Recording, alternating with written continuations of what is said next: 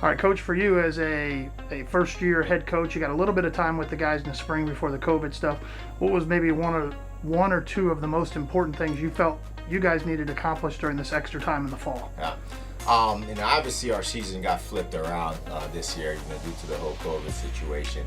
But I think what's been massive and very important for me as a first-time head coach is just the opportunity to get the extra time on the front end to be able to work with the guys. We have 15 returners who have been massive and taking in the 10 new guys that came in and just really took them under their wings and made them feel comfortable and feel at home. And so getting the chemistry of the group as quickly as we could was massive. And obviously not having the time to work with the group in the spring and really taking the 6 week and the time that we have coming to really put in some of the more principled things that we want to do on the field. But a lot of it's going to have to do with the culture and how we want to move the program and how we want the program to be represented on a daily basis. And so it's been a lot of talking about culture, right? Who we are as EIU men's soccer players, but more than that, just who are we as student athletes to the campus and to the community. So this time has been massive for us. Now, you talked a little bit about that for chemistry. It's a very important thing on any team, but in a soccer team probably maybe even more so in the way they have to work with each other with and without the ball. A lot of new guys, a lot of returning guys. How have you seen those two groups kind of intermix with each other? Yeah. I think, a lot of time when you bring a new group every year, it's for our coaches, how quickly can we mesh, right? How quickly can we get away from, right, the new guys conversation against the old guys? And again, I think the new guys coming in has felt at ease, they felt at home from day one. And that's credit obviously to the returners, right? Having been here and having understood what this program's about, being able to essentially open a door, right, for these younger guys and for these new guys to come in straight away and kind of blend in from day one. And so, again, I think this time has been massive in that regard and has been crucial and definitely bringing the chemistry of the group together.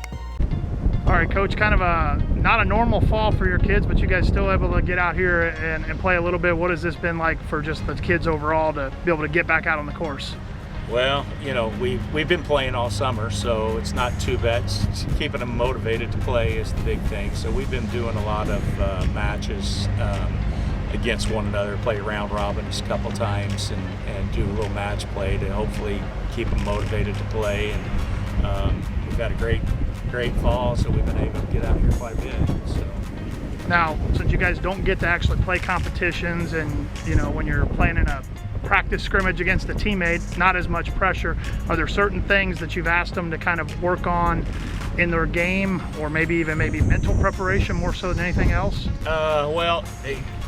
We're playing the same golf course. Yeah. They're all familiar with it, so we do like I say, we're doing a lot of match play against one another head to head. No, we just try to get them to compete against one another. It's really about all we can do.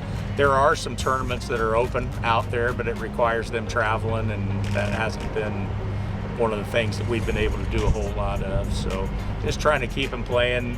They all know what they're working on. They all know their weaknesses. So we do some short game out here all the time and little wedge work and that kind of stuff. They all kind of know where they're at. So hopefully they're sticking to the grind.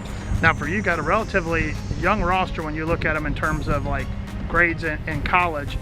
How important is the fall for some of those guys with knowing the winner? And here you're not going to maybe get to see them before you got to put that first roster on paper. Yeah, and that's why we're doing the qualifying rounds. We're basically saying, look, these qualifying rounds are kind of important because that's who's going to go to the first match in the spring. So if we happen to play a tournament in February or early March, there's not going to be any qualifying going on. So this is it. So as long as they're with the mindset that this is an important round today, that's kind of how we're staying competitive. All right, Coach, the spring ball is in the books here. Kind of just overall assessment for what you saw from practice 1 to maybe practice 15. I just said to the team, this was absolutely incredible growth. We embrace being one day better, and I can guarantee you that we are 15 days better after the passion that we had out here today. I'm so excited to get back on the football field on January 21st. We get to start practicing again for our spring season. Now you guys kind of navigated through this. You lost some guys to injuries and a guy or two to quarantine. What was the overall, I guess, spirit or excitement of the guys to kind of battle through that? I think that's probably what I'm most proud of, is that there was a next man up mentality that we had. We had lots of guys go down here, guy go down there, but it was just, okay, that's great. That's more reps for the next guy, and everybody embraced that opportunity, and that's going to give us a chance to be successful, because that's right, wrong, or otherwise, that's part of football. There's always going to be an opportunity for the next guy to go in and get reps, and I think we did a great job of recognizing, cool, that means I get to get twice the reps today.